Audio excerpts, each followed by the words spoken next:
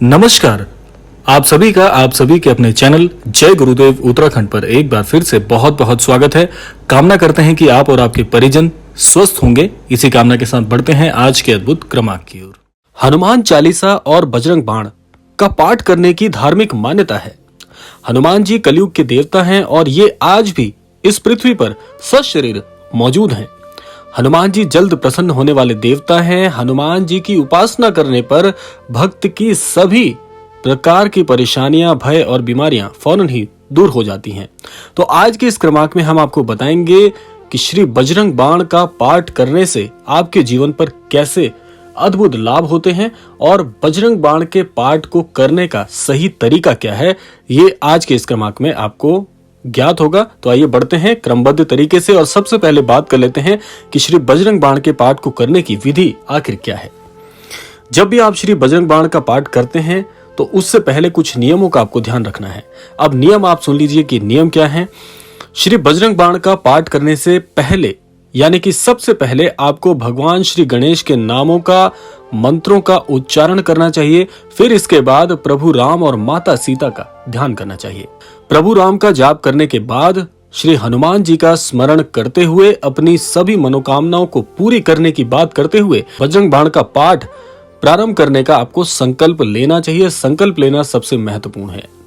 बजरंग बाण का पाठ करने के बाद हनुमान चालीसा का पाठ आपको अवश्य करना है। यह आपको याद रखना चाहिए। सबसे महत्वपूर्ण बात यह है क्योंकि बहुत से साधक ऐसा करने में चूक जाते हैं। बजरंग बाण का पाठ सदैव आपको सूर्योदय के समय करना चाहिए, तभी यह ज्यादा लाभदायक आपके जीवन में होगा। बजरंग बाण का पाठ करने के लिए आपको एक बहुत ही सरल और बहुत सहज आसन पर बैठकर यह पाठ करना चाहिए। कई लोग आसन नहीं बनाते, कई लोग ऐसे ही बैठ जाते हैं, जो कि एक गलत प्रक्रिया है। बात करते हैं अगले प्रकार की।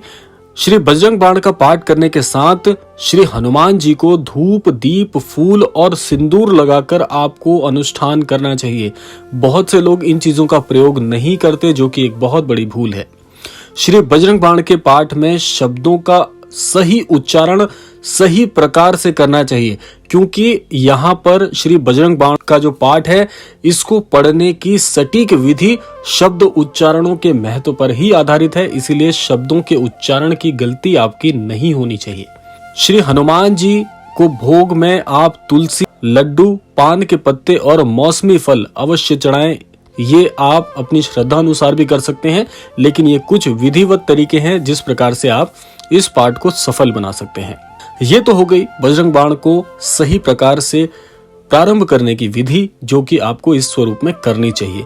अब बात करते हैं कि श्री बजरंग बाण का पाठ करने से आपके जीवन की कौन कौन सी परेशानियों में आपको अद्भुत लाभ देखने को मिलता है। आइए बात करते हैं।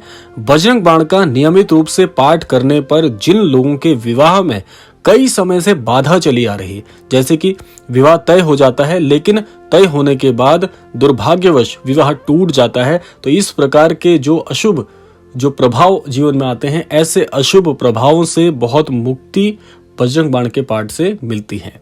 अगला फायदा आपको क्या होता है, अगला लाभ सुनिएगा। कुंडली में मौजूद अशुभ ग्रहों के दोष को दूर करने के लिए सदैव बजरंग बाण का पाठ करना लाभदायी होता है। ग्रह दोषों से मुक्ति के लिए आप श्री बजरंग बाण के पाठ का नियमित यदि पाठ करें तो बहुत जल्दी आपको ग्रह दोष से बहुत शीघ्र छुटकारा मिलता है। अगर किसी व्यक्ति को कोई गंभीर बीमारी हो गई है और ऐसी गंभीर बीमारी से यदि कोई ग्रसित हो जाता है और उसमें लाभ नहीं मिल रहा, तो इससे निजात पाने के लिए श्री बजरंग बाण का पाठ करना बहुत शुभ माना जाता है। आपके जीवन में, आपके कार्यक्षेत्र में सफलता पाने के लिए और कार्यक्षेत्र में किसी समस्या का सामना करने पर अगर आपकी वह उलझन दूर नहीं हो रही है, तो श्री बजरंग बाण का पाठ करके आप अपने कार्यक्षेत्र में हर प्रकार से सफलता अर्जित कर सकते हैं।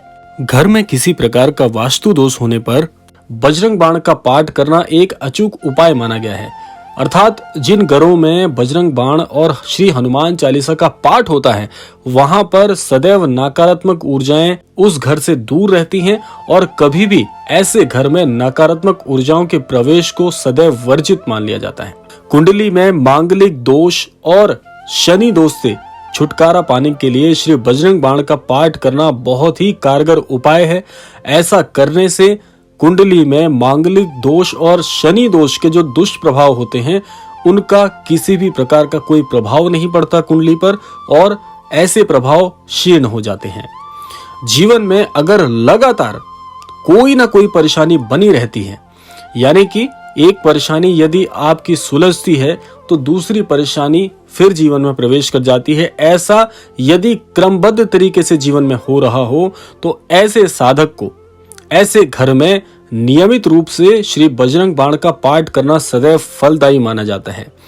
इसके अलावा जिन लोगों के जीवन में किसी भी प्रकार के दुष्प्रभाव चल रहे होते हैं, दुष्प्रभाव का यहाँ पर आशय है कि अचानक किसी बीमारी का आना, अचानक असफलता का मिलना, घर में किसी महत्वपूर्ण चीज का बार बार खो जाना, चोट आदि लगना, अगर ऐसी चीजें लगातार हो रही हैं या किसी पर किसी प्रकार की कोई तांत्रिक विधि की गई है तो श्री बजरंग बाण का पाठ करने से ऐसे दुष्प्रभावों से जीवन में लाभ मिलता है और ऐसी परेशानियां दोबारा जीवन में आने से बहुत बहुत कोसों दूर हो जाती हैं।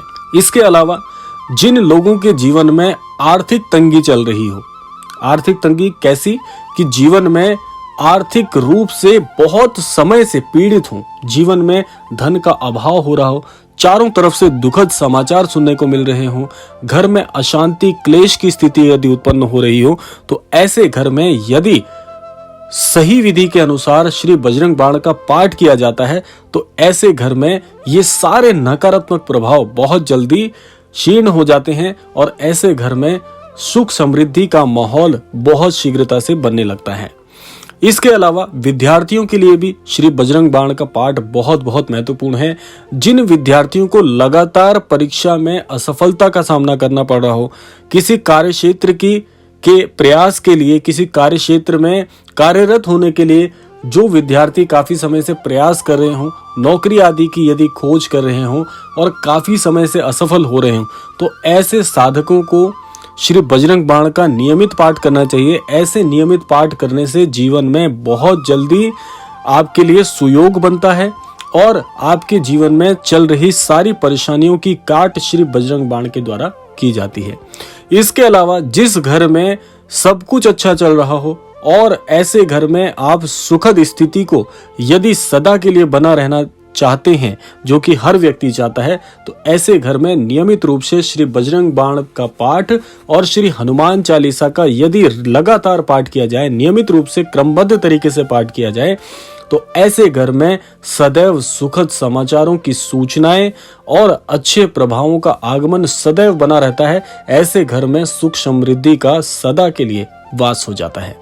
तो यह था आज का अद्भुत क्रमांक और यह थे श्री बजरंग बाण के कुछ अद्भुत लाभ जिनको आप अपने जीवन में बहुत सरलता से अर्जित कर सकते हैं और श्री हनुमान जी की बहुत ही सुयोग्य और बड़ी ही अमोघ कृपा को आसानी से प्राप्त कर सकते हैं। तो ये था आज का अद्भुत क्रमांक। आशा करते हैं आज का क्रमांक आप सभी को पसंद आया होगा। इसी के साथ साथ समय आ गया है विदा लेने का। विदा लेने से पूर्व समय है प्रार्थना का। यही प्रार्थना करना चाहेंगे कि श्री महाराज जी के आशीर्वाद अनुसार सभी को सन्मति और सद्बुद्धि की प्राप्ति हो, इस संपूर्ण सृष्टि का, इस संपूर्ण लोक का कल्याण हो। इसी कामना के साथ विदा लेते हैं। मिलते हैं अगले क्रमांक में। तब तक के लिए जय श्री राम, जय गुरुदेव, जय उत्तराखंड।